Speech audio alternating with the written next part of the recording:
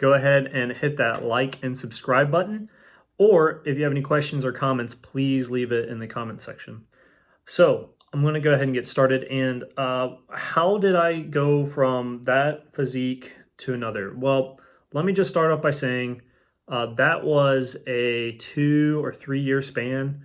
So that was not done overnight or in a couple months. That was done over years of learning how to work out, eat, and all the things you need to do to get to that physique. But with that being said, there are 5 things you need to do in order to get to that point. So with that being said, number 1 is diet. So diet. You have to be very consistent in what you're eating.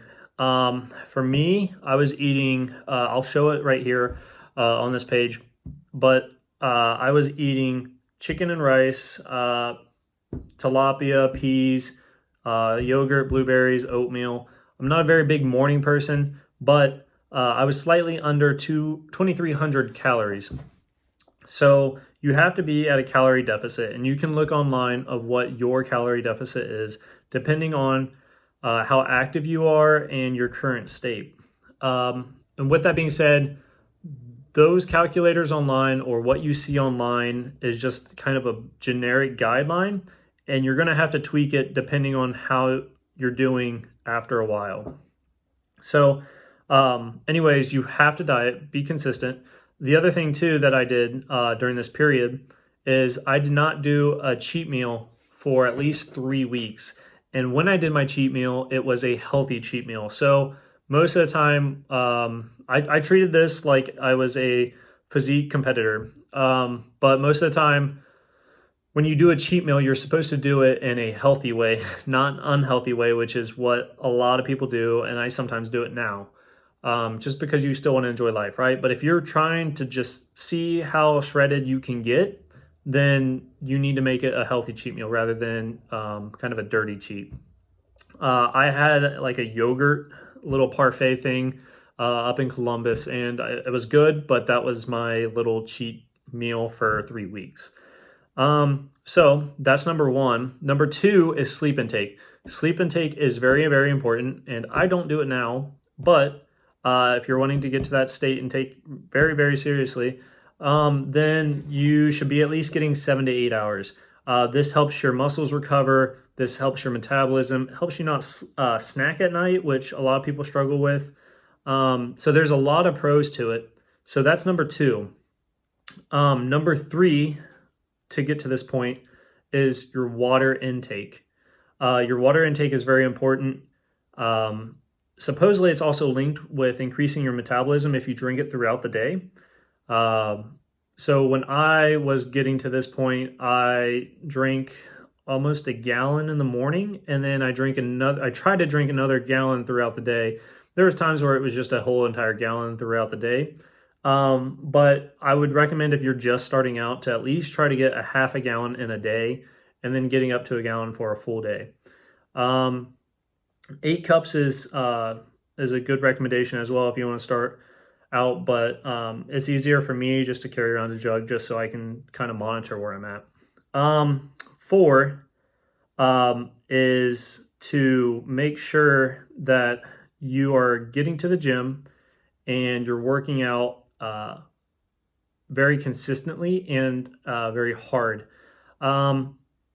Most of the time, this isn't the problem. Most of the time, it's the first 3. So these are in order of like kind of what you need to be focusing on. So first, like I said, diet, sleep, water, then working out's 4th, to me at least, and from what my experience was.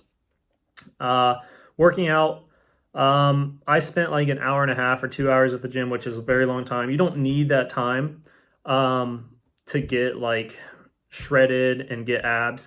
The other thing I want to point out too is that in order to get abs, you do not need to do ab workouts. Please, I'm stressing that enough. You do not need to do that. The only reason you need to do ab workouts is if you want your abs to pop. So they kind of make them more defined when you do ab workouts. They make your core stronger. That way you can they're more visible or easily seen. So when you're dieting and you're doing your calorie deficit and you pair that with your ab workouts. That calorie deficit is going to make you lose fat, which then eventually you're also going to end up seeing your abs because they're popping more with your ab workouts. You don't need, I do them every single day if I can. But with that being said, you don't need to do ab workouts. The other thing I did too is I ran every day. You don't need to do that. Honestly, I see people that are shredded and don't run at all. You don't really need to. It's if you are really diligent in your dieting, then you don't need to run. If you're not very strict with your dieting, then you're probably going to need to run so you can burn off some calories. So it's a give and take a little bit. And I just ran a mile every day. Any more than that, you're going to start losing muscle. So you got to be careful with it. But you're only wanting to lose 2 pounds, 2 pounds a week at max, so you're not losing your muscle mass. And along with that, running too much can make you lose more. So you got to be careful with that. And then lastly, the fifth thing that you want to kind of strive for, and I've said it throughout this entire video, is just consistency. You have to be consistent.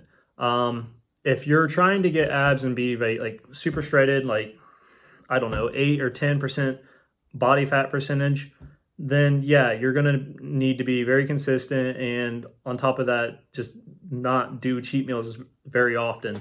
But if you're still trying to enjoy life, yeah, do a cheat meal every week or whatever. It's really what your personal goals and your life goals are.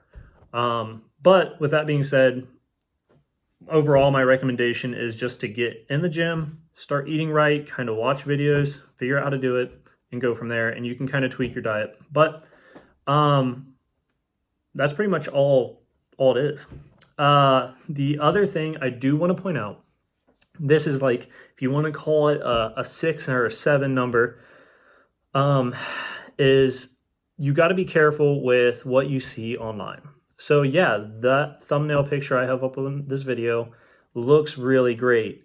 But with that being said, in the second one, I had really good lighting that people don't talk about. I also was flexing in that video, which people don't talk about. Along with that, it's at a very good angle, so it makes it pop out even more. There's a lot of things with that picture that look great, but if I was just standing straight and normal, it would just be a flat stomach and you'd be like, oh, okay, there's nothing crazy about that. With online and social media, you have to be very, very careful with that. That's the last thing I want to say. So if you like this video, please like, subscribe, or comment. If you have any questions, please leave them in the comment section. The other thing I'm going to do for the next video is show how I went from super fit to that thumbnail picture to super fat. COVID happened and I never took or showed a video of what happened with COVID. So I'll go ahead and throw that up so I can be real with you guys on where I was at. And I'm fit now again, but it took time. So that's what I just want to show you. Life is a roller coaster and it has its ups and downs. So just kind of hang in there. But anyways, again, I'll see you guys on another video. See ya.